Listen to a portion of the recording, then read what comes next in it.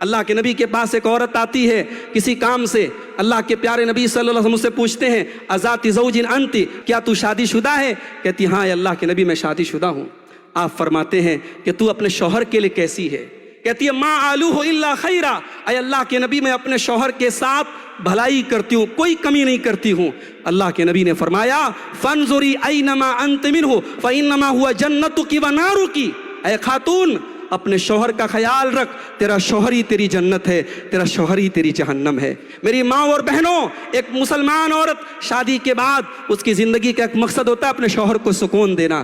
اسی لیے اللہ کے نبی سے پوچھا گیا ای النساء خیر، کون سی عورت سب سے بہترین ہے؟ آپ نے فرمایا التی تسرہ اذا نظر، جب شوہر دیکھے تو خوش ہو جائے۔ معاف کرنا، آج ایکسٹرا میریٹل افیئر سماج میں بہت تیزی سے پنپ رہے ہیں، شادی شدہ لوگوں کے ناجائز تعلقات بہت تیزی سے پیدا ہو رہے ہیں۔ کہیں نہ کہیں اس کی وجوہات میں ایک وجہ یہ بھی ہے کہ شادی شدہ عورتیں اپنے شوہروں کے حقوق کا خیال نہیں کرتی ہیں، اپنے شوہروں کی جائز خواہشات کی تکمیل میں ہی روڑا بنتی ہیں۔ یاد رکھو، شادی کا اور نکاح کا یہ بندھن زندگی کو غم سے دور کرنے کے لیے اور زندگی میں سکون لانے کے لیے پیدا ہوتا ہے۔ میرے بھائیوں، دو چیزیں اور بیان کر کے بات ختم کر رہا ہوں۔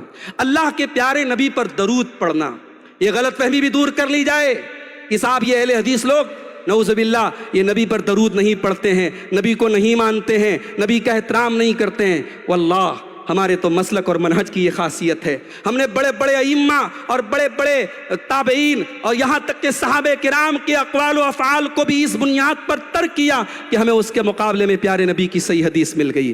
میرے بھائی، اہل حدیث کے اوپر اگر کوئی یہ الزام لگائے کہ صاحب یہ نبی کو نہیں مانتے، واللہ ہمارے مسلک و منہج کی بنیاد محبت رسول پر ہے، اور کیوں نہ ہو، محبت رسول کے بغیر کسی کا ایمان مکمل نہیں ہو سکتا۔ اور اسی محبت کا ایک تقاضا یہ ہے کہ پیارے نبی صلی اللہ علیہ وسلم پر کثرت سے درود پڑھا جائے۔ ترمذی کی روایت ہے، حضرت ابی بن کعب اللہ کے نبی سے کہتے ہیں کہ اے اللہ کے نبی، میں آپ پر کثرت سے درود پڑھتا ہوں، فکم اجعل لک من صلاتی، اے اللہ کے نبی میں اپنے دعا کا اور اپنے وظیفہ کا کتنا حصہ آپ کے اوپر درود پڑھنے کے لیے خاص کر دوں؟ اللہ کے نبی نے فرمایا تمہاری مرضی۔ انہوں نے کہا کہ اے اللہ کے رسول، اگر میں اپنے دعا کا یا اپنے وظیفہ کا 1/4 حصہ آپ کے اوپر درود پڑھنے کے لیے خاص کر دوں؟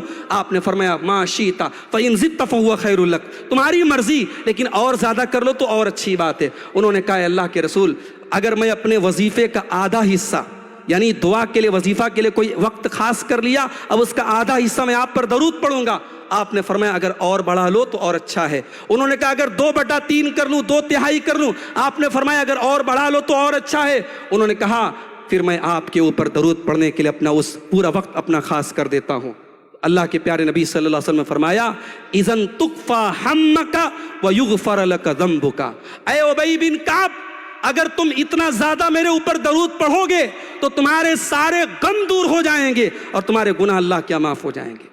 پیارے نبی پر درود پڑھنا یہ اتنی فضیلت کا اور اتنا بڑا یہ عمل ہے کہ اللہ تبارک و تعالیٰ اس کے ذریعے ہمارے رنج و غم کو دور کر دے گا۔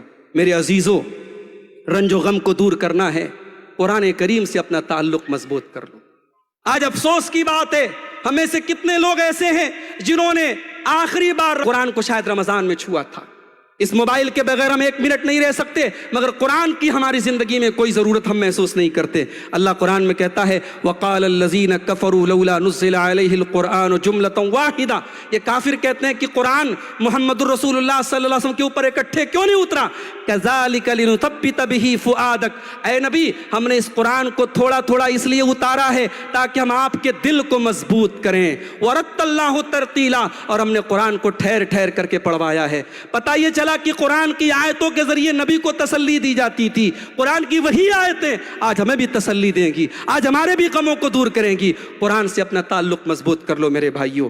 اور آخری چیز یہ ہے میرے بھائی، زندگی میں شاعر کہتا ہے کبھی کسی کو مکمل جہاں نہیں ملتا، کبھی کسی کو مکمل جہاں نہیں ملتا، کہیں زمین کہیں آسمان نہیں ملتا۔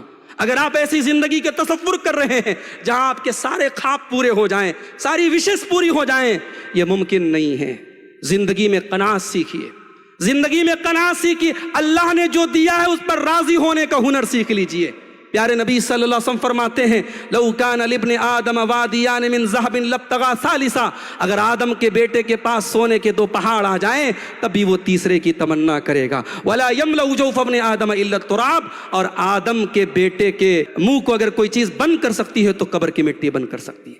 लालच का घड़ा कभी नहीं भर सकता मेरे भाई।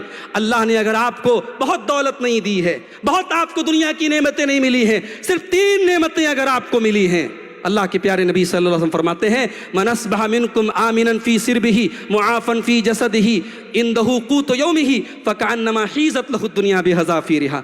3 नेमतें जिसको मिल गई, 3 नेमतें, अपने घर में अमन के साथ है, बदन में कोई बड़ी बीमारी नहीं है, और 1 दिन का खाना उसके पास है, अल्लाह के नबी फरमाते दुनिया की सारी नेमतें उसको मिले। अगर अपने बीवी बच्चों के हल्की फुल्की बीमारियों पर आपको तकलीफ और गम हो लायक होता है, इसी मुंबई के कैंसर हॉस्पिटल में जाके देखो, हिंदुस्तान के मुख्तलिफ शहरों से अपना घर बार छोड़ के अपने उस मरीज के पीछे लोग कैसे परेशान हैं और कैसे जिंदगी और मौत की जिद्दोजहद जारी है। मेरे भाई, अगर हम सिर्फ अपने नफ्स पर गौर करें, अल्लाह ने हमें बहुत सारी ऐसी नेमतों से नवाजा है जिससे दूसरे लोग महरूम हैं। इसलिए कनात सीखें। अल्लाह के नबी ने बड़ा बेहतरीन नुस्खा बताया, आपने फरमाया उन्जुरु इला मन हुआ अस्फल मिनकुम, अपने से कमजोरों को देखो, अपने से कमतर लोगों को देखो, अपने से ऊपर के लोगों को मत देखो। जब अपने से कमजोर को देखोगे फ़इन्नहु अजदरु अल्ला तज़दरु निअमतल्लाहि अलैकुम, तब अल्लाह की नेमत को तुम हकीर नहीं समझोगे। मेरे भाइयों, ये इस्लाम में गम के इलाज के ताल्लुक से चंद अहम बातें थी जो आपके सामने मैंने बयान की। अल्लाह से दुआ है रब्बुल आलमीन हम सबको हर किस्म के रंजो गम से अल्लाह ताला नजात अता फरमाए। रब्बुल आलमीन उस तौहीद व सुन्नत के उस मनहज पर हमें चलते रहने की तौफीक अता फरमाए जिस मनहज पर प्यारे नबी सल्लल्लाहु अलैहि वसल्लम ने अपनी उम्मत को छोड़ा था।